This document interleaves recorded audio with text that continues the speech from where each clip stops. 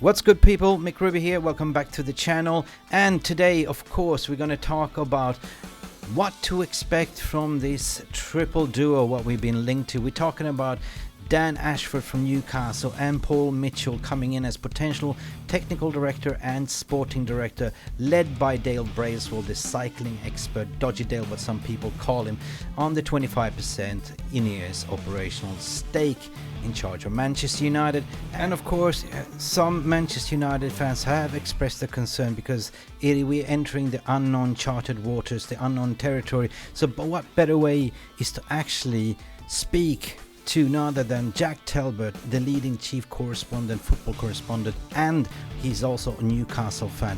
What can we expect from Dan Ashworth and Paul Mitchell? Let's hear from Jacque Talbot. Yeah, what's your take on the whole thing with Dale Brailsworth, the cycling expert, and especially we are linked to your guy Dan Ashworth from Newcastle and Paul Mitchell. Do you think that will make a significant impact because they're not really there yet? Is it just more paper talk, or is that, does it have any? No, there's certainly there because the thing is, I've been waiting for a brief as a Newcastle fan for that Newcastle to tell the Telegraph or the Daily Mail there's no Ashworth's very happy here, and it hasn't happened. I think he's open to it, and I think that if he's given a certain freedom at Man United, if he's able to do X, Y, and Z, then I think he's going to move across. And it's not popular. Like, I'm a Newcastle fan, but it's not popular. You know, I know Man United haven't been their best the last 10 years, but it is Man United. And I think that under a new ownership, if you're a sporting director and you want to reach the top of the level and Man United come calling, you know, without Glazer influence, then I think you'd be nuts to turn it down. You could say you love Newcastle till you're blue in the face, but at the end of the day, there's certain clubs. If they come knocking, then you go to them. So that's the thing, because he hasn't been denied, it hasn't been played down either. So that means there must be something in it. But my question is, like, okay, he came from Brighton, he had all the freedom to do what he had to do in Brighton. But my understanding that he doesn't have the same freedom in Newcastle. And as you said, like, you know, when Manchester United come knocking on a door, the question is, will he have still the same freedom? Apparently, he has some close ties to Brailsworth as well. He is, yeah. So that might be the point. Well, with freedom, you know, I think it's all by committee, isn't it? All recruitment now is by committee. So, you know, he's going to have to work in tandem with Ratcliffe, in tandem with Brailsworth, and in tandem with Mitchell as well. So, you know, the idea of power, I'd imagine he'd probably have a little bit, I has a guess, about the same maybe as Newcastle, because, you know, I think he probably has more say than Howe. Obviously, has to be signed off by the chairman, I think, at Newcastle. So it's probably just a bit of an excuse, just maybe. But yeah, you know. What can we? So what can we expect if he becomes the sporting director? Because there's also reports to say that, you know, let me just bring this to the stage as well. Yeah, there's also been report that it's a double whammy, like in terms of having Paul Mitchell in there as well together. But Paul Mitchell will be more of the head of the recruitment, and then Brailsworth, what I understood, or will be the optimization manager. And then Ashworth would be more the sporting director, like, you know. So there is legs in it because it's been going on for weeks and weeks and weeks. Paul Mitchell, I mean, wouldn't there be a clash between, like, you know, if they're both doing the same job? Or I would say that Mitchell is better on the recruitment, scouting talents, and in terms of, I don't know how it would work precisely between the pair. I was going to use the example, you know, at Chelsea, they've got two sporting directors, but it hasn't really worked out that well. With Ashworth, you know, just as a Newcastle fan, I'll sort of give you a bit of a lowdown on Ashworth, though. You're going to see a lot of, basically his MO is finding the best young English talent from, like, I don't know, League One, League Two, and bringing them through. He's all about that. Whereas Mitchell is a bit more European. In his network, Mitchell was basically the reason behind. I don't remember when Southampton came up. I think it would have been like 2014. You know, they did quite well, and they got Lallana, they got Mane. There's loads of other examples, to be fair. There, Southampton. I can't think of. Then he went to Spurs, and his probably his best one, although it sounds a bit ridiculous now, was getting Dele Alli from MK Dons. He was the one that found Dele Alli and brought him to Spurs, and he was part of the contingent that was in Spurs' Pochettino era. Those sort of players they brought in, and I think they finished quite high up. I think they finished second or something. I can't remember. So that's him, and then he's had spells at I think Leipzig and Monaco as well. But I'm not sure precisely how it would work. But yeah, Ashworth is very localized. Yeah, very like English young talent and stuff. And because there's a little bit worrying sign for most United fans, because is it going to be like, just specializing, just bringing in, British local born talent, like, homegrown talent? We want sort of a mix. Maybe like, we've been crying out to recruit from the grassroots leagues, like, for instance, what they did in Brighton, what they did in Caicedo. You bring him from Brazil, from Uruguay, Colombia. You bring him for cheap, like 7 million, 6 million pounds. But you also have to look at the mentality of the player, right? Yeah, you can be a baller, but what do you got up here, right? Because that's what Manchester United has been missing. Like, you've been overpaid pompadons, to be honest, fragile pompadons. Like, when push comes to shove, they get overpaid. And what I'm trying to say right now is what this establishment is trying to do is to lower down the wage bill. There was reports coming out in January already that Manchester United wanted to sort of introduce a wage cap on 200k and the rest in performance bonus, which is, I think, is the right way to do, right? Yeah. Man United are terrible recruiters, and they bring in these players and they do deals and give players money that no other club in the world would do. No one's giving. Who's giving Casemiro £350,000 a week? It's insane. Or Rashford, 375. Oh, Rashford, and now he's just gone because of his contracts. Rashford always work outside of football, not having a go at that, but just got his contract. I think what we're trying to do in layman's term, we're trying to be manscaped, trim the bush to make the yard look bigger. To be honest, sure. Right? But if let's say with them, with the new recruitment and that, I think they just need to do the opposite of what Man United have been doing, basically, and it should be all right. Yeah. So there might be something that they call it the dream team. I mean, if they're saying we're getting like Jean-Claude Blanc, which is a brilliant marketer, like and commercial guy, right? He understands football. What he done with Juve, what he done with PSG and stuff like. There's a remarkable story, like how he turned Juve around. Like there was relegated due to the punishment, right? Yeah. So he managed to build a new stadium, XYZ, but still the Glazers in the background, which is the most irritating for most Manchester United fans, right?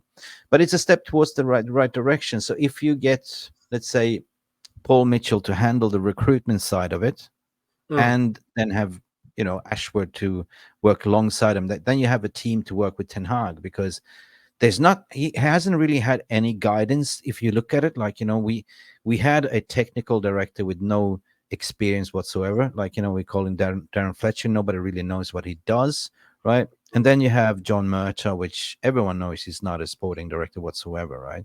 I don't know what he does. I don't know what he does. Nobody does. Hargreaves goes to negotiations. Ten Hag finds the players. I don't know what he does, that bloke. He sits there he just sits there and vetoes, right? He's basically been a glazer puppet, right? To be honest, right? To block. Yeah. No worries. Like it's been one shamble after another. Like if you look at that damning report, what I think is the Athletic did on him, right? A brilliant piece, just gives you the insight of his inept. Like we signed, and this is not the fault of Anthony Dos Santos, right? We could have got this guy for 25 million, 40 million max. But he waited and waited and waited until the end of the transfer window, when the price went up to 95 and overpaid. Yeah. Same with Jadon Sancho, which we all seen that story that he's now going. We've been conned, right? We chased Jadon Sancho for a year and a half, right? Dortmund is not mugs. They're smart businessmen, but they knew that we suck on buying and we suck on playing. So they sold us for what, 75? We got Jason Sancho, his twin brother, his evil twin. Never put in any. I mean, I haven't seen one consistent performance like 5 games in a row, like, with his bad attitude. And now apparently it's almost done deal that he's going to Dortmund for, and we have to pay half of his wages with the sell-on clause at the end of the month. So who is the winner here? Like, I would say Dortmund is, right? They've moved him back, moving back. But on the flip side, like, it's a problem that we wanted to get rid of, and to get Jadon Sancho to play football again to increase his value, because it's an asset, right? It's a big 75 million pound asset, right? So if he does well, like, to play for a loan spell at Dortmund, we might recuperate the money. I think that is the strategy. With them to buy him eventually. Yeah, 100%, 100%. Okay, so that's what we can expect from, at least. Thank you for sharing that insight regarding, Ashworth and stuff like that, being from Newcastle and stuff like that. And what worries me as well, that came out today, is paper talks again that, Ten Hag's jobs is not safe. They're looking to bring in Harry Potter coming in to Harry Potter and Dumbledore. I think the way I see it, right, is that wherever Ten Hag, say the new ownership comes in, and Ten Hag, if they come in, they get a new manager, then he starts doing terribly, that's their fault. If they come in and Ten Hag continues to have a poor season, it's not really on the new ownership, is it? No. I think they're going to wait until they don't want to get top 4 this season. They probably don't. You don't really want to do a Chelsea. Seriously, you don't want to do a Chelsea. What Chelsea did with Bowley, right? No, exactly. Yeah, I think they'll buy their time, and what's the difference really? Maybe 5 million difference between finishing 8th or 12th if you're Man United. I think they stick with Ten Hag end of the season. Wait for them to sort of get settled now. I can't see unless it's absolutely atrocious, unless it is like getting embarrassing. Then I think they'll probably stay with him. I think unless like results force their hand, I can't see it. But yeah, there's always going to be, links to other managers and that. And I think the club will try and, particularly this new ownership, will try and put that. I even saw a link that Gareth Southgate was considered as going to get out of here. No. That would not be a good idea. And Harry Maguire would go like, "Oh, I get a pick there." Exactly. Yeah, Harry Maguire would love that. I don't know where Southgate would go after England, to be fair. But yeah, no, I think, you probably look at someone a bit more. I think Graham Potter makes a lot of sense, really, doesn't it? I think Graham Potter, and I think that's why he's not gone anywhere else. It's almost been a year or 9 months until he's been out of work. Graham Potter, and I think that could be the one, really. Potentially. I would say that if you look at the whole situation, Jack, and I don't know if you agree with me, but this looks more than the main concern, and the priority is to get the structure in place first. And this is something that United haven't had, right? We have manager after manager. We appointed like a award-winning pedigree CVs, Jose Mourinho, Van Gaal. Okay, Ole was an award-winning CV, you know what I mean? But we had managers like Ragnick and stuff like that, and they all failed. We hired managers with an ambition to fail, because as long as we made top 4, there was happy Glazer days, and then second season around, there was no money to spend, right? So that has to stop, right? So that I can see is the main priority in terms of building a football vision, a structure that doesn't give the manager the full control of the transfer window, because as a manager, your job is to managing the coaches, the analytics, and assemble the team. Just make sure that they are performing. But as you said, if you back the tape, this season of Premier League has been not enjoyable, because there's been so much scandals off the pitch, and especially regarding Manchester United. We're talking about the Greenwood story. We're talking about the, what's been going on with the takeover. Anthony. Yeah. So you can acknowledge that it hasn't been easy for Ten Hag as well to manage all this shit, to be honest. So I would say that most sensible thing, they will probably say, okay, kick on Son, because now all of a sudden he's got accountability. He has people to respond to, right? He's got KPIs on his own. See, Ten Hag, I think what they did was they rang him up and they were like, "We don't know what we're doing. We fail with transfers all the time. If you come in from Ajax, just do what you want. You'll probably have a better idea than us." But unfortunately, and I think Ten Hag is a competent coach. I don't think he's a great or elite coach. I think he's a competent coach. He's a coach. He's a coach, but his recruitment is just absolutely atrocious. And I know people have said, well, they waited for Anthony, and but they should have never been in the situation where they're spending that much money on that player. No. Never. But you need that stopgap to say, I want to buy, let's say, Mbappe, and you got to go. What do you want to buy Mbappe for? 250 million. Have a look at this other target instead. Why do you want to splash all the cash? And that is what he needs, right? He needs help, right? He needs help. Yeah, he needs. guidance. Like you see, when he was at Ajax, like there was that triangle. He was working with Overmars, and then you have Eddie van der Sar. They were working in combination, discussing and vetoing, and like everyone had to agree on the transfers. That's it, right?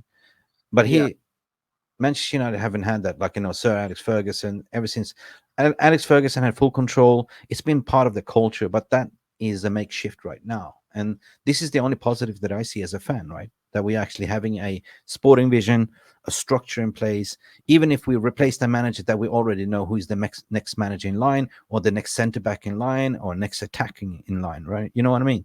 Like Brighton is doing it brilliantly. Newcastle, as an example, you had what was his name? The former Mike Ashworth, was it Ashley? Mike Ashley, yeah. Mike Ashley. He was running your club like he didn't care, right?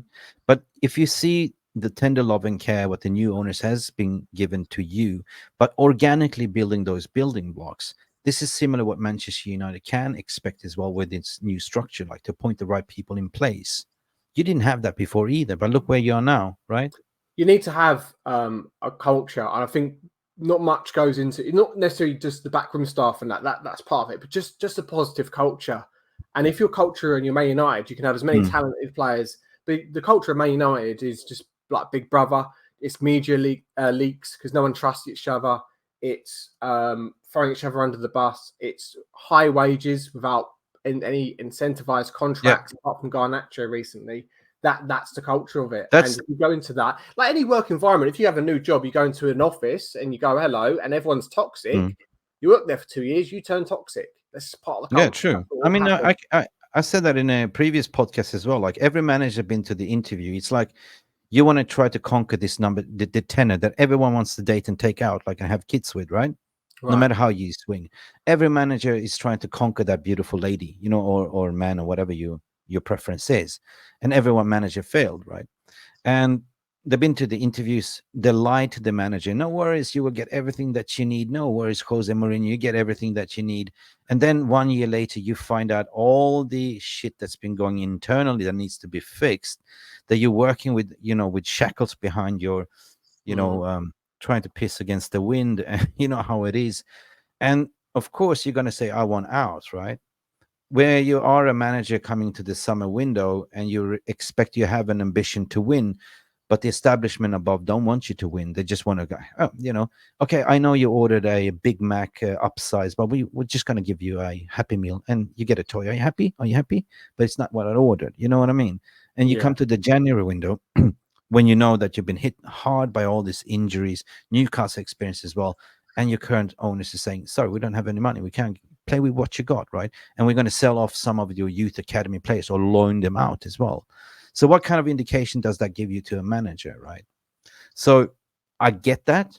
That this is a start, that you need to trim down the wage bill and the, you know, optimization as well. And, you know, for us anyway, the season seems to be over. We're out of Europa. We're only playing like a FA Cup, same as you guys, and one game a week of, you know, Premier League. Which probably won't amount to much, really. Same as us. I mean, I don't know. You know, top four is probably out of reach for both of our clubs, I'd say.